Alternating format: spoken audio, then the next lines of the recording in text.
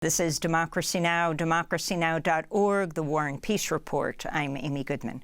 We begin today's show in Russia, where the government's working to restore calm after a short-lived armed mutiny was launched Friday by the Wagner mercenary group. Wagner fighters stopped their advance on the outskirts of Moscow late Saturday after officials reached a deal that guaranteed their safety. They also withdrew from the southern Russian city of Rostov, which they had seized, and returned to their bases. As part of the deal, Wagner Group chief Yevgeny Prigozhin agreed to go into exile in Belarus, where President Alexander Lukashenko is a close ally of Putin. Lukashenko mediated the deal. The Kremlin also said the Wagner Group head and his fighters would avoid criminal charges despite the revolt, though today that's now being called into question. Today's state-controlled TV in Russia showed footage of Defense Minister Sergei Shoigu meeting with Russian military officers in Ukraine, though it's unclear when that footage was from. Also today on Russian TV, Prime Minister Mikhail Mishustin made the first public comments by a senior Russian official since the deal was made. Russia is going through an important time in its history. As the president noted, virtually the entire military, economic, information machine of the West is directed against us. We need to make calculated, unified decisions to effectively achieve goals set by the leader of the state. This comes as Russian President Vladimir Putin made a brief national address Saturday and refrained from mentioning the Wagner Group leader by name, but denounced his actions as treason. We will protect both our people and our statehood from any threats, including internal betrayal. And what we are facing is precisely betrayal. Excessive ambitions and vested interests have led to treason, betrayal of the country, its people, and the cause for which the soldiers and commanders of the Wagner Group had fought and died for, side by side with our other units. Meanwhile, Ukrainian President Volodymyr Zelensky said in his nightly video address Saturday the revolt by the Wagner mercenary troops in Russia had exposed chaos in the country. At one point, he switched to his native language of Russian to address Russians and Putin. I will say it in Russian. The man from the Kremlin is obviously very afraid and probably hiding somewhere, not showing himself. I am sure that he is no longer in Moscow. He calls somewhere and asks for something. He knows what he is afraid of because he himself created the threat. All evil, all losses, all hatred. He himself who spreads it. What will we, Ukrainians, do? We will defend our country. We will defend our freedom. We will not be silent, and we will not be inactive. We know how to win, and it will happen. And what will you do? The longer your troops stay on Ukrainian land, the more devastation they will bring to Russia. The longer this person is in the Kremlin, the more disasters there will be. On Sunday, U.S. Secretary of State Antony Blinken said the Wagner Group rebellion revealed cracks in Putin's power. He spoke on ABC News. So I think this is clearly, we see cracks emerging. Where they go, if anywhere, when they get there, very hard to say. I don't want to speculate on it, but I don't think we've seen the final act. This has been a devastating strategic failure for Putin. Across virtually every front, economic, military, geopolitical standing. This comes as NATO Secretary General Jens Stoltenberg said Monday, the aborted rebellion demonstrates the scale of the Kremlin's strategic mistake in waging war in Ukraine. The events over the weekend are an internal Russian matter, and yet another demonstration of the big strategic mistake that President Putin made with his legal annexation of Crimea and the war against Ukraine.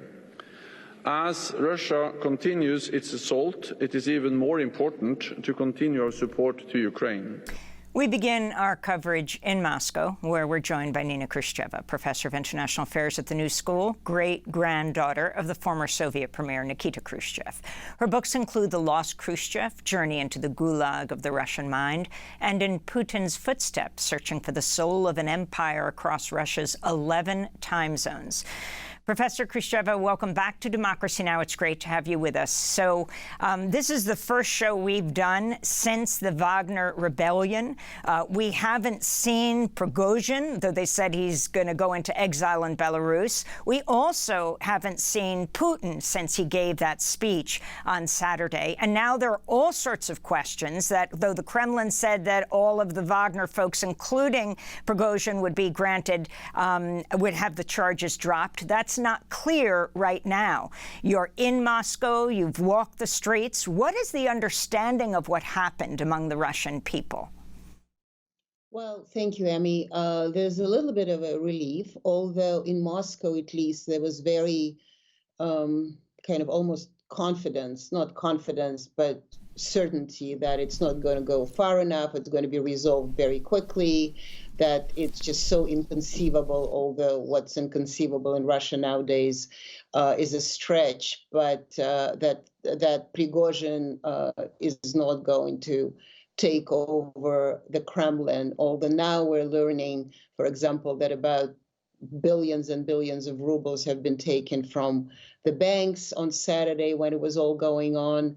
Then the flights have been filled and the prices, the airline prices doubled or tripled. So people were preparing for the worst. But when I walked around, even in the afternoon when the Wagner troops were going and approaching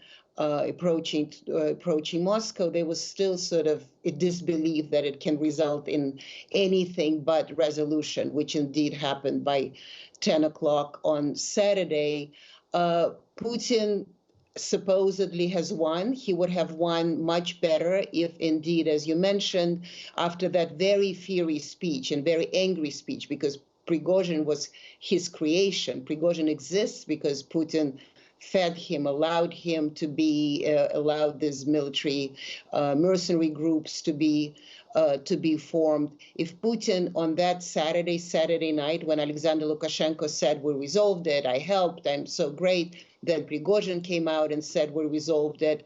When Putin himself would have come out and explained to the Russians and to everybody how that treason that he so firmly hated in the morning on Saturday, then being resolved, because it really was a military mutiny, and yet somehow they're going to be pardoned, and Putin is absolutely silent. It's not that the pardon is in question, but the Attorney General office is saying that we are still working on it. It's still not clear how soon the charges could be dropped. So I don't think it's a question. It's whether they are continuing to have some sort of negotiation, and would be very interesting to hear when Prigozhin in fact gets to Belarus, if he does in fact get to Belarus in one piece. If you can talk about the significance of the place where the rebellion took over a city of over 1 million people, Rostov, which is really the central command of the war on Ukraine, and the fact that the Russian people, and did you see this on Russian television or in social media? And there is a question about, will Putin allow all this social media to continue? The cheering of Prigozhin by the people taking selfies with him. This is before we no longer saw him.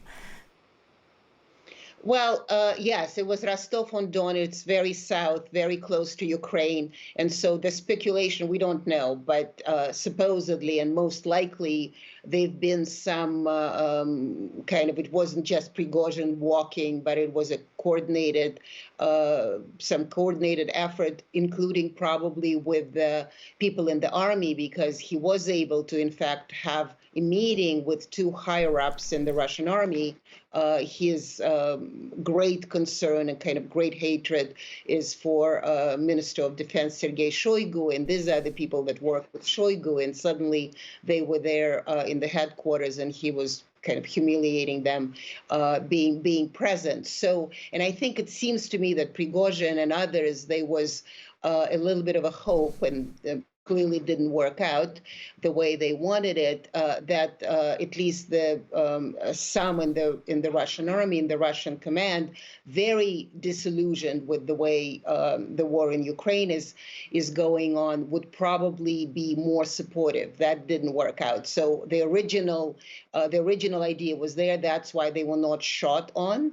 The Prigozhinites were not shot on, but then clearly the move was fizzled out. So the question is how really, and now for the future, how really strong the support for Putin will remain, and how really many factions that probably are in the Russian army or are in the Russian elites, how much they will continue to gel together behind the Kremlin leader. The negotiations were going on, obviously, right from the beginning, and in some ways Prigozhin miscalculated, which left him weak.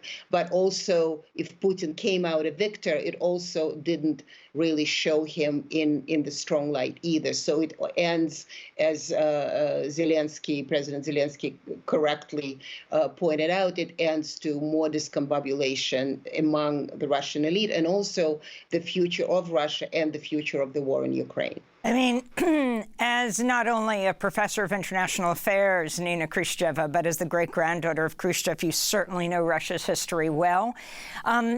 Is this a quashed rebellion, or is this the beginning of cracks in the Putin edifice? Go back to 1991. Go back to other failed coups and what happened next.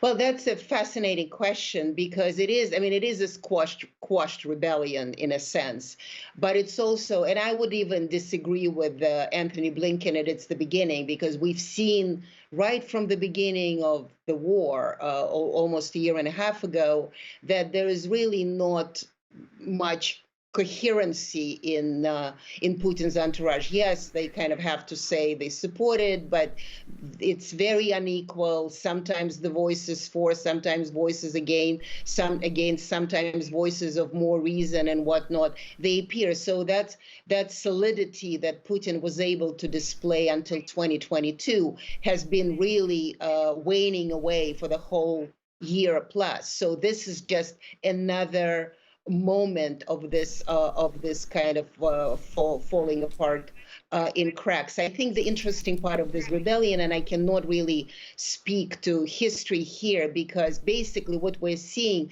is Putin's a right-wing government, is a militancy and nationalism is part of its agenda. Prigozhin is a bloody nationalism, bloody militancy, almost complete fascism is part of its agenda. So we really haven't, because before, as you mentioned, 91, it was the liberals against the reformers against the non-reformers, against the hardliners. Most coups have been like that. This is, we have one kind of blatant fascism, or latent or less bloody nationalism versus extreme bloody nationalism. And that's something that I cannot remember, at least in recent Russian history, ever happening.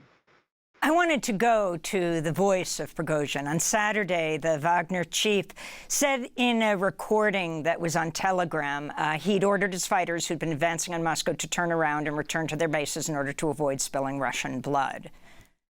ЧВК «Вагнер» хотели расформировать. They want to disband the Wagner military company. We embarked on a march of justice on June 23rd. In 24 hours, we got to within 200 kilometers of Moscow. And this time, we did not spill a single drop of our fighters' blood. Now the moment has come when blood could be spilled. Understanding that Russian blood would be spilled on one side, we are turning our columns around and going back to field camps as planned. I mean, he had called it a march of justice, but what really changed for him to turn around? Did anything unpredictable happen? I mean, in fact, wasn't it the opposite? He met no resistance, just these cheers. And again, I want to get to, has new information been revealed to the Russian people? Seeing a top former Russian Putin ally called Putin's chef. Right, they really grew up in their political career in St. Petersburg together.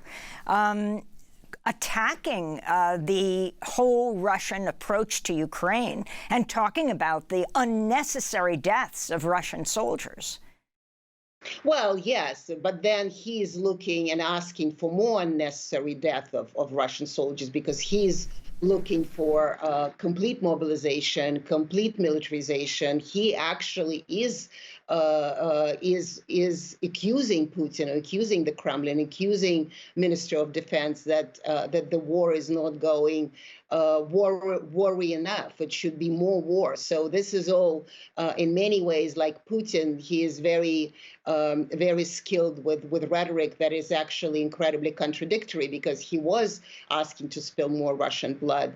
And another thing about the cheers, I wouldn't really overestimate the cheers. Yes, and if we see pictures from Rostov-on-Don, for people it was more entertainment. For people it was the heroes of the war in Ukraine going against other heroes of the war in Ukraine, because the Shoigu is a hero and Prigozhin is a hero. So it was more the sign of Russian absurdity. And I don't know if you saw that one of the Prigozhin tanks got stuck in a gate that going into circus. And it's like, well, that's kind of a symbol of what Russia is all about. So that's, I mean, the cheering is the cheering of more to the absurdity, because the people I talked to in Moscow, they were saying, well, whatever Putin is, my God, this is the bunch of rapists and murderers. We certainly don't want to be ruled by people like those. And so for them, the worst choice